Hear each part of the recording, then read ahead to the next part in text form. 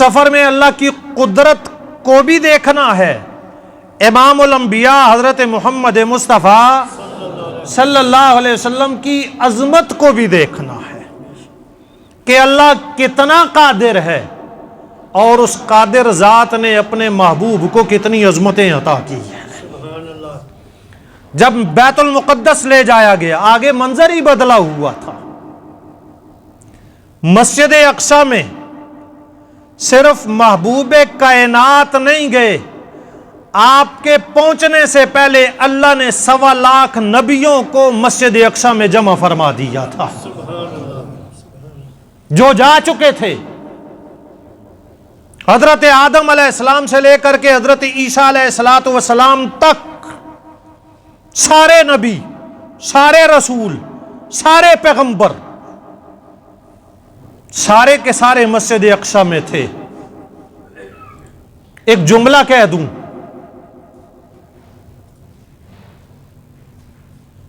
جو مسجد اقصی میں تھا وہ اللہ کا نبی تھا۔ وہ کون تھا؟ سارے بولیں جی۔ اور جو وہاں نہیں تھا وہ لاکھ مرتبہ کہتا رہے مجھے اللہ نے نبی بنایا ہے، وہ نبی ہو سکتا نہیں ہے۔ اللہ نے جن جن کو نبوت عطا کی تھی، اللہ نے سب کو مسجد اقصی میں جمع کر دیا تھا۔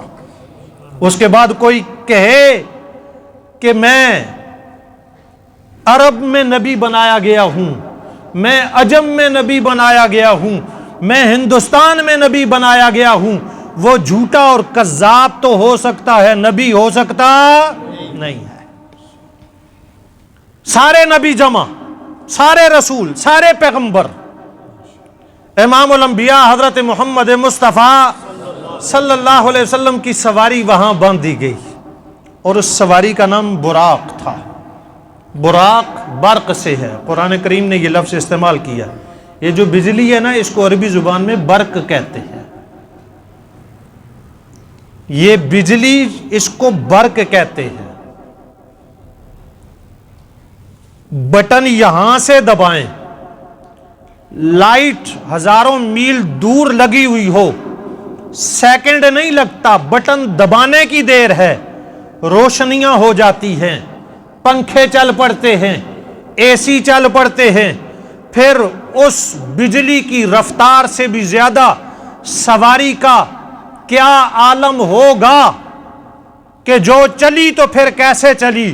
ایسے چلی کہ جہاں پر بندے کی نگاہ پڑتی تھی وہاں پہ براق کا قدم پڑتا تھا، اتنی رفتار تھی۔ سواری باندھ دی گئی، امام الانبیاء حضرت محمد مصطفیٰ صلی اللہ تعالی علیہ وسلم کو حضرت جبریل اندر لے آئے مسجد اقصی میں۔ سارے نبی صفوں میں بیٹھے ہوئے ہیں، سارے نبی اس انداز میں بیٹھے ہوئے ہیں کہ وہ انتظار کر رہے ہیں۔ حضرت آدم بھی انتظار میں ہیں، حضرت ابراہیم خلیل اللہ بھی انتظار میں ہیں، جس نے اللہ کے ساتھ براہ راست باتیں کی ہیں وہ موسیٰ کلیم اللہ بھی انتظار میں ہیں، جن کو اللہ نے زندہ آسمانوں پہ اٹھایا وہ عیسیٰ روح اللہ بھی انتظار میں ہیں، جن کے ہاتھ پہ اللہ نے لوہے کو موم کر دیا تھا وہ حضرت داؤد بھی انتظار میں ہیں، جن کے لیے اللہ نے ایک تخت کا انتظام کیا، وہ تخت ان کو ہواؤں کی سیر کراتا تھا، وہ حضرت سلیمان بھی انتظار میں ہیں۔ یہ کس کا انتظار کر رہے ہیں؟ یہ جس کا انتظار کر رہے ہیں اسے محمد مصطفیٰ کہتے ہیں صلی اللہ علیہ وسلم۔ اللہ نے منظر یہ بنایا، یہ سارے عظمت والے نبی، سارے عزت والے نبی، سارے مقام شان والے نبی، سارے اللہ کے نبی، سارے بھیجے ہوئے نبی، رسول ہیں، پیغمبر ہیں۔ اللہ آج بعض کو بعض پر زیادہ فضیلت دینا چاہتا ہے۔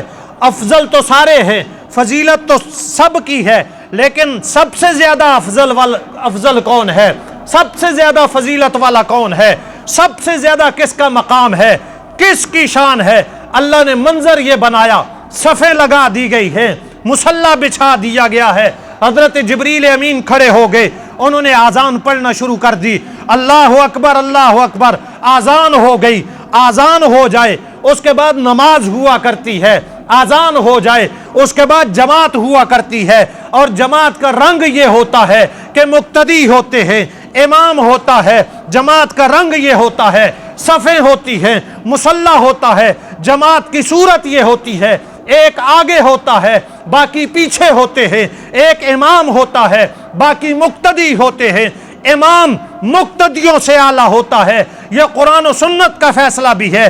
آج اللہ منظر بھی یہ دکھانا چاہتے ہیں، اذان ہو گئی، اب جماعت کون کرائے گا؟ جو آج نماز پڑھائے گا وہ آدم کا امام بن جائے گا، وہ ابراہیم کا امام بن جائے گا، موسیٰ عیسیٰ کا امام بن جائے گا، زکریا یحییٰ کا امام بن جائے گا، 1.25 لاکھ نبیوں کا امام بن جائے گا۔ جو آج امام بن جائے گا وہ صرف امام نہیں بنے گا، امام الانبیاء بن جائے گا، امام المرسلین بن جائے گا۔